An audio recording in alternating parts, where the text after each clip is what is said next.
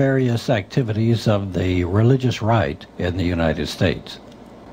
We will continue with our three sources, which we presented last time on Alternative Views.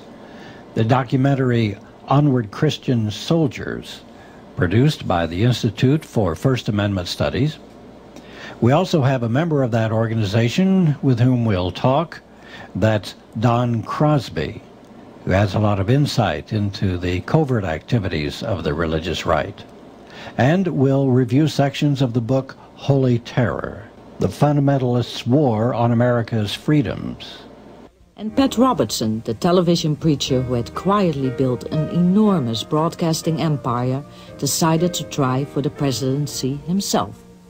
Government does not give us our rights and our liberties. God gives it to them. And government didn't give it to us, and government shouldn't try to take it away from us. I covered Pat Robertson's campaign. It soon became clear that he didn't have the popular support to win. The religious right was also showing up in local politics.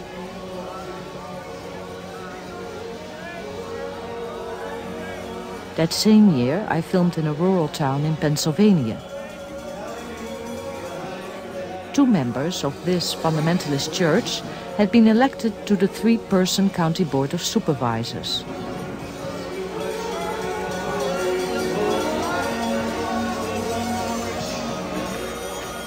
Their attempt to translate their beliefs into public policy caused an uproar in the community.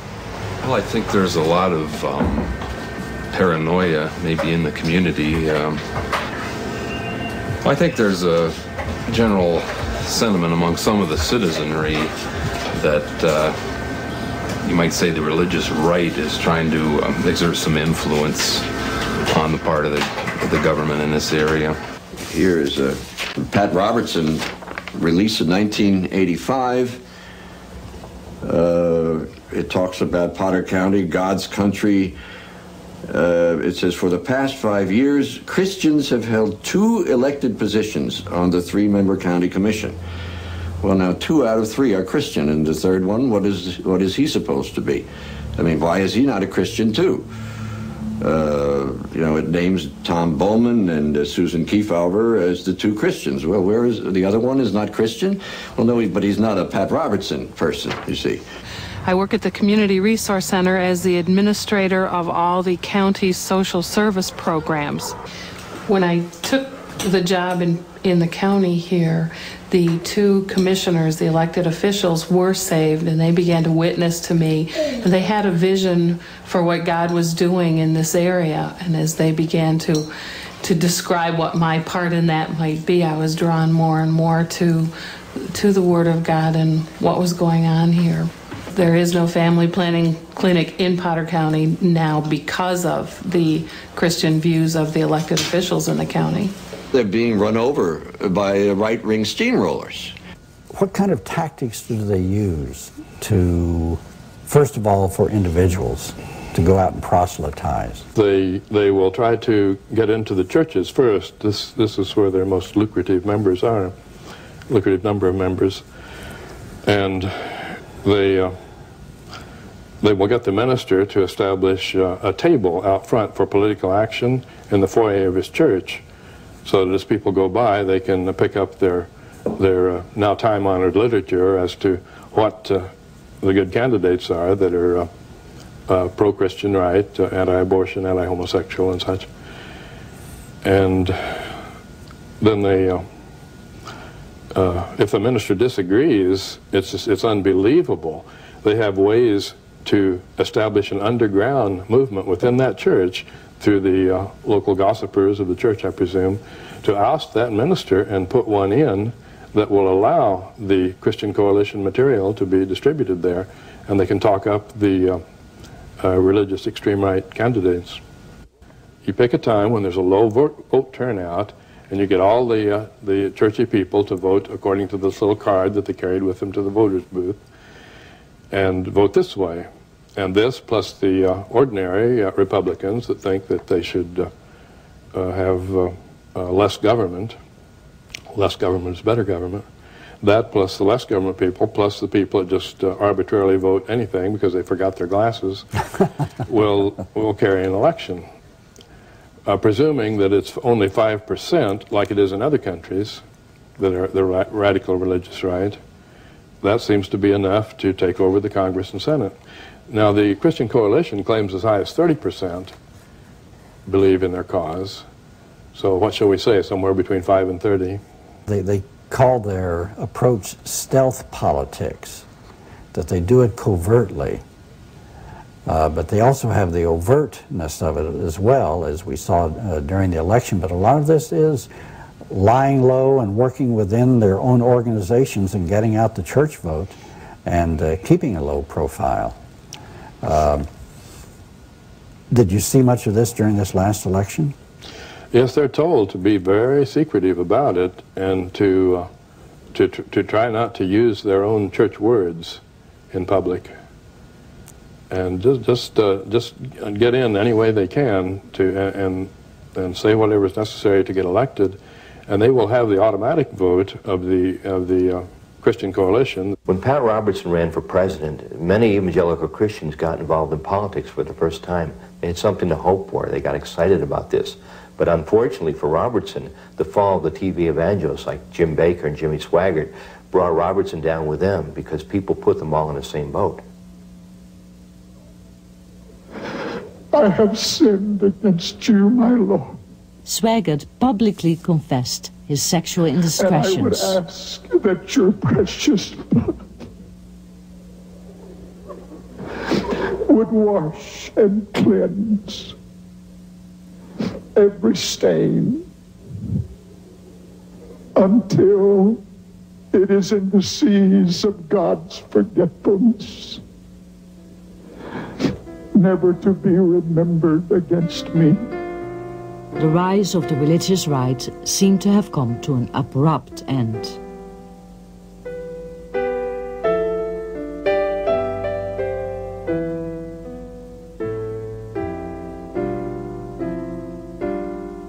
One nation, under God. Yet I found it hard to believe that the religious right would disappear into the woodwork. For years I had watched them create a thriving Christian culture, isolated from secular America. In 1982, I had filmed one of the many new fundamentalist schools.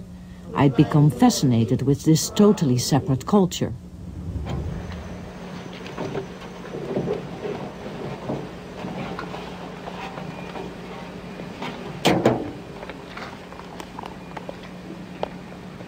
It was easy to get my name on every religious right mailing list. The fundraising letters came weekly. I was urged to write letters to senators and congressmen. There were magazines to subscribe to, products to buy. I could walk with the Lord, lose weight with the Lord, and shop in Christian stores. The Christian market had become a $3 billion business. Over here, we have Petra, their new album called No Doubt. They are probably the most popular Christian rock band. You know, just by looking at that album, you wouldn't necessarily know that it's a Christian album. Yes, this will drive any parent crazy. Don't tell me any mother-in-law jokes. Esther and I have something in common. Oh, Ruth. Right. All right. All right, bingo. This is probably one of our most popular ones. It says, Jesus, have you considered the Lord lately? It's a takeoff on the Ford, have you considered a Ford lately? So it's kind of catchy. Right. Wonder how the Ford Motor Company felt about it. Well, I don't think they really minded too much, but it's neat because it's a neat way of sharing off your faith, and people come up to you and say, that's interesting, tell me more. So it's a non-threatening way of telling people about Christ, and they dress up as a Christian soldier. We need to find a kid to try this out on. There we go. Here's the sword of the Spirit. Spirit of the Word.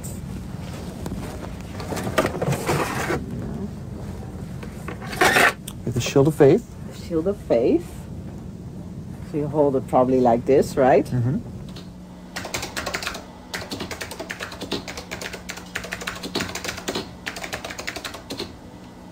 I proposed to my producer to make a film about this alternative culture, but he insisted that the religious right was dead. It's not Mohammed bless America, it's God bless America. Yet I knew it wasn't. It was on this culture of white Protestant America that Pat Robertson built a new religious right. The mailing list of 2 million names that he had amassed during his failed presidential bid became the basis for his Christian Coalition, the most successful Christian right organization yet.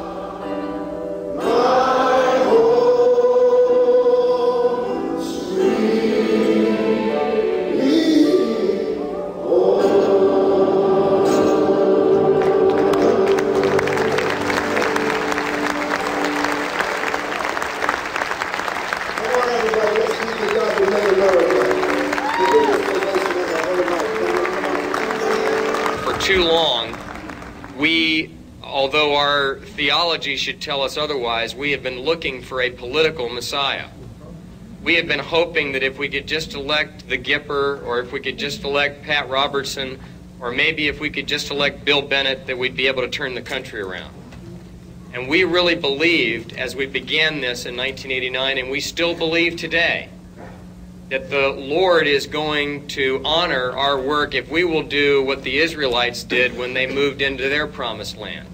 And that is, they occupied it one tract of land at a time. After Pat Robertson's failed campaign, the religious right had to come up with a new tactic for winning in politics. So Ralph Reed, the executive director of the Christian Coalition, started something we call stealth tactics, which would hide the true agenda of the religious right. They now focused on local politics, grassroots, Republican local precincts where they could take over the Republican Party from county chapters, school boards, water control boards, hospital boards, the lower level politics. Then eventually they could work their way up.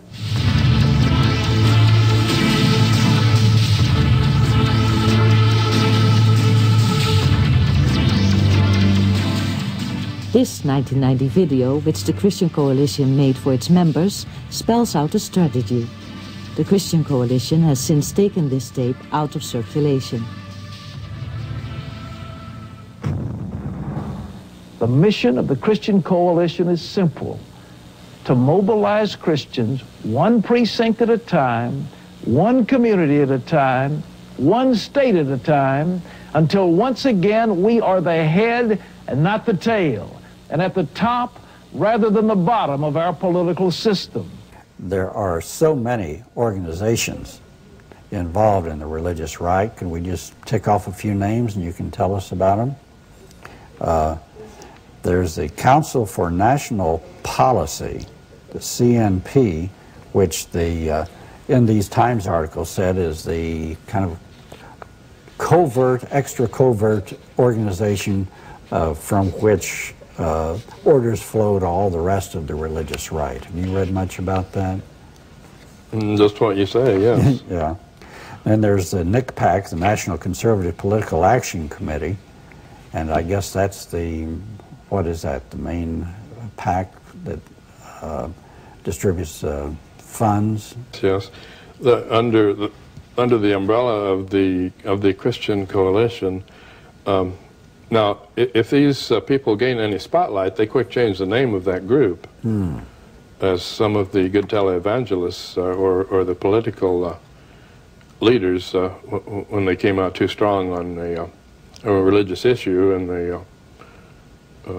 the churches helped, and the churches then were liable to lose their tax-free advantage because they were delving into politics, which via tax law they shouldn't.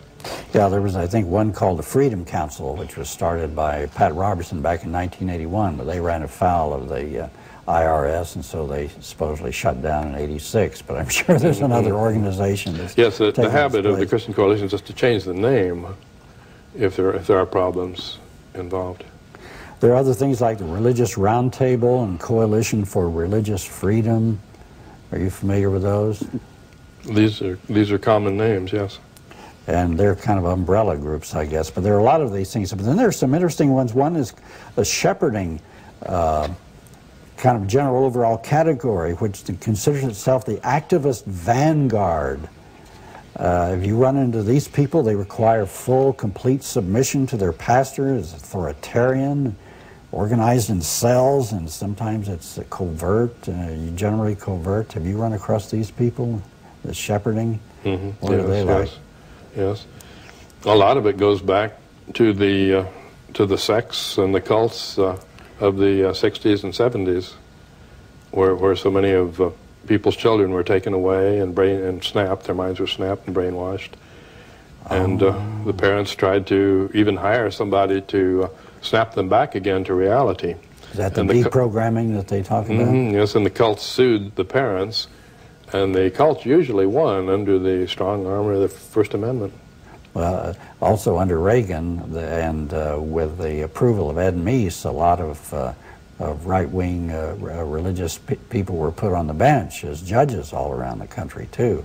So they're going to, the religious people are going to, the religious right's going to get a good hearing from a lot of these people. Yes, yesterday there was an article on television indicating a couple going to have an abortion, and a policeman stopping them and for speeding and finding out what their purpose was, and the police then took the couple to a church for religious counseling for several hours. And then the people went ahead and had the abortion anyway. The first is a grassroots strategy. We're going to have the nation divided up into seven state regions. And in each of those regions, we're going to have a full-time, paid, trained, professional regional director. They will be responsible for mobilizing people at the grassroots. Second aspect of the grassroots strategy is one that I've already touched on, and that's the leadership schools. We're going to put literally millions of dollars into the field to teach people. And then finally, and really most importantly, it's a strategy of prayer. You know, as good as it sounds, if it's our plan and not God's plan, it's not going to work. And you've got to always, as David saw it, when he went into battle against the Philistines, you've got to always get down on your face before God and say, Lord, do you want me to go up into battle or not? Since 1989, the religious right has helped elect over 12,000 conservative Christians to school boards across America. They're affecting about 2,500 school boards right now. This shows how effective this grassroots politics has been. And I believe that if we carry this five-fold strategy out with diligence and with effectiveness, I think that we will be the most powerful political force in the nation by the end of this decade. Good morning, Institute for First Amendment Studies. Yes, Doug Weed. Who's calling, please? Oh, the newspaper in Phoenix. Yeah, I think we have some information on Doug Weed. When we saw the religious right using the stealth tactics, we knew that we had to come up with a way to uncover their candidates. So we began what we call our Religious Right National Data Bank, and started gathering the names of people who attend Christian right conferences and go for training. So when they show up at some state far away from here as a school board candidate, we can check our computer and find out, yes, they were trained by the Christian Coalition for Political Activism. Another way we gather information is through volunteer, public-spirited citizens who infiltrate radical religious right groups and then report back to us with the information that they gather. Skip Porteus's undercover agent insisted that I conceal his identity. I have attended the Christian Coalition training schools in which you are instructed in so many things that would be contrary to what the teachings of Christ would have been. Number one, how to assess your opponent and what services to get to dig up as much dirt on that individual as you can dig up. How do they get people hooked into this religious experience, this fundamental religious experience? They're excellent salesmen. They are thoroughly brainwashed as to what they want to say, and well led by some just ingenious leaders. Madison Avenue could never have done better. But how do they approach and get somebody actually hooked? And this business called snapping, which I've heard about. The snapping occurs to weaken an individual's thinking and total emotional controls down to the point where he is suggestible. And then after the person has snapped, he is then amiable to almost any suggestion of the religious right, with some reinforcement to keep them snapped, to keep their mind broken from straight thinking. And then once they are snapped, they can be told almost anything, even black as white, and they can be made to believe it. And so on that level, they simply tell the person what to do. They can tell them to go proselyte and give them certain things to reel off as they go to visit people. Ring your doorbell and say this and this and this and this. The brilliant leaders behind it. Now, they talk about complete submission to the Bible or to God or to their own leaders. How are they able to maintain this? How are they able to keep people from exercising their own individuality or own way of thinking? Is it complete brainwashing like we were taught back in the 50s during the Korean War and all that? Yes, it's close. The reinforcement comes with a constant guilt complex and a fear that's instilled in those that have been snapped. This reinforces the snapping process until they're unable to think straight for themselves. Their thinking goes in a short loop, and it always comes back to, well, you're not saved if you haven't done this, and if you don't believe that the liberals should be overthrown, then you're not saved. And if you have any doubts, then it's your own fault. You're not either studying the Bible enough, or you're not submitting to the will of Jesus or God. It's a very short loop of thinking, yes, very short. Now, getting back to the snapping itself, how does the process work? Say some kids are met on the street by some of these right-wing religious nuts, and what is the approach? They try to get them to go to church, or just talk to them and steer the conversation to religion, or how does it work? And then so we have something you can't live without, and then bring them into the group, and then through various means they can be snapped until their thinking is not straight anymore.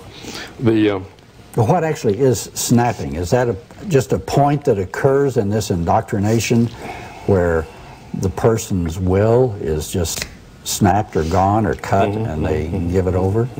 Exactly. It takes a few minutes of explanation. Okay. If I could snap your mind, if I could deprive you of food and sleep for a while, and constantly repeat certain themes to you that are not rational to you at this moment, and then at a certain time you begin to believe them, and I could lead you around by the nose the rest of your life if I continually reinforce this snapping situation and put it upon. This began, as far as we can tell, in human history about 1,600 years ago by a tribe in Australia called the Anada tribe, A-N-A-D-A tribe.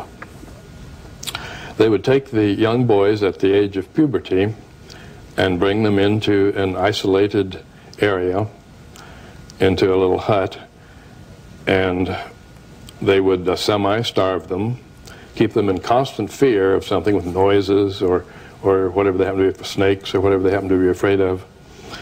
And they had what they call a bull roper, something they could swing over their head, which makes a horrible noise. They would bring that out to these young puberty-age boys and just keep them frightened. They keep them awake at night and deprive them of sleep. And then after weeks of this, their elders, the people whom these boys respected, would converge upon these poor boys. And the elders would have masks on and frighten them. And at that point, the boys always would snap. If they didn't, they would do it again until they did snap. And snapping of the mind is just like entering another dimension almost in your personality. You're in a drastically reduced state of mind. You're only allowed to adhere to strict laws of the tribe. You live the rest of your life then in this dream state that you've been thrown into. You have no feelings of pain. Flies can walk across the eyeballs of these young boys and they won't feel it. And they can stand on one foot all day long. Some surprising elements of strength and surprising endurance. Now, this snapping is also possible by other means in a normal human being. You can do it with guilt anxiety. If a person is emotionally stressed to begin with, he's more liable for snapping than otherwise. That's why university students perhaps are really available and easy targets, because of their immaturity and because of the incredible stress that the university studies put on them, I would think. A lot of them have snapped and go into cults and so forth, and even to the extreme of joining the suicide cults. Suicide cults? What do you mean, like Jonestown? Yes, Jonestown. There's one in the newspaper yesterday where the French police have arrested, I think, 43 people trying to find the heart of the suicide cult. 48 people have died so far in France as a result of that, and it's an ongoing investigation in France at the moment. Switzerland had a similar incident about a month ago, and then, as you mentioned, Jonestown and such. Oh, that's so sick. But that's part of snapping, to convince the people they should commit suicide in the name of their God. Oh, God. Well, they always say, you know, they're looking forward to death so they can go see Jesus, and they say, you know, why wait? That's unfortunately true. Well, tell us